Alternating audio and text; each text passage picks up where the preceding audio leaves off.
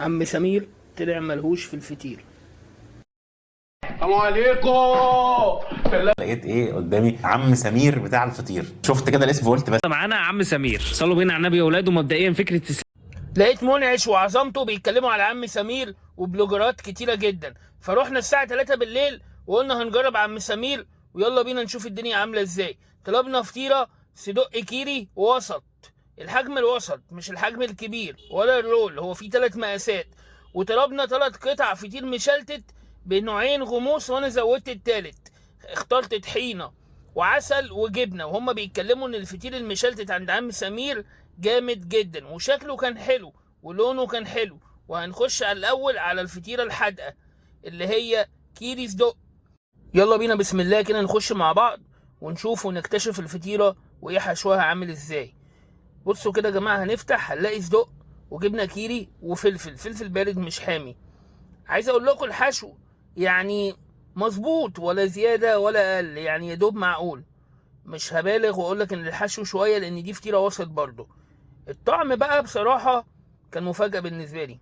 الطعم دي 50%، 55%، مش أكتر من كده. يعني أنا كنت متخيل إن ألاقي الطعم أقوى من كده بكتير. بصراحة لأ، طعم الفطيرة نفسه عادي، مش بطال مش وحش، والحشو برضه عادي. كنت منتظر ألاقي حاجة أحسن من كده. كمية الحشو زي ما قلت لكم معقولة، المكونات مش بقول فقيرة بس عادي برضه. هجرب احط شويه كاتشب كده، تحس ان الفطيره عايزه شويه ملح شويه فلفل، مش حرشه كده مش عارف مالها. وقلت احط الكاتشب واجرب بالكاتشب يمكن يوديها في حته تانية. ساعات الفطيره اما بتديله الكاتشب او شويه هوت صوص او شويه حاجه سبايسي بيختلف معاه، بس في الحقيقه ما كانش فارقه حاجه. هنخش بقى على الفطير المشلتت، يمكن هو ده اللي هيعوض بقى. على المشلتت التلات قطع معاهم 2 غموس وانا اخترتهم عسل وطحينه، واشتريت جبنه قديمه. عايز اقول لكم ان هو الفطير مورق وشكله كويس، بس مش زي من البلوجر قالوا ان ريحه السمنه والريحه جايبه من اول المطعم والكلام ده كله. هنجرب ونشوف الطعم هيبقى عامل ازاي.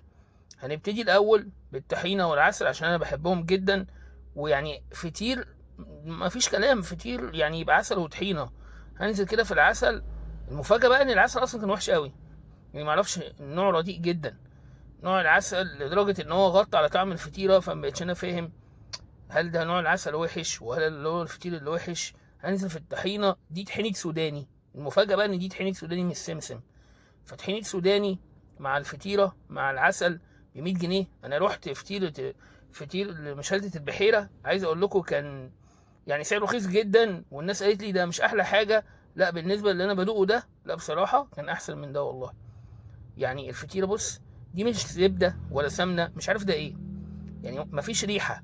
فمش عارف ده زيت ولا ده نوع سمنه مفهوش ريحه. يعني عشان اقول ان تقييم مثلا مع الجبنه، الجبنه كانت حلوه، الجبنه كانت حلوه جدا. الفطيره اديها مثلا 70%.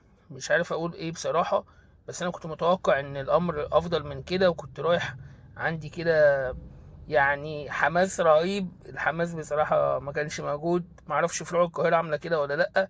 يا رب الفترة الجاية يكونوا أفضل ويحسن من نفسه. في ريفيو جديد، السلام عليكم.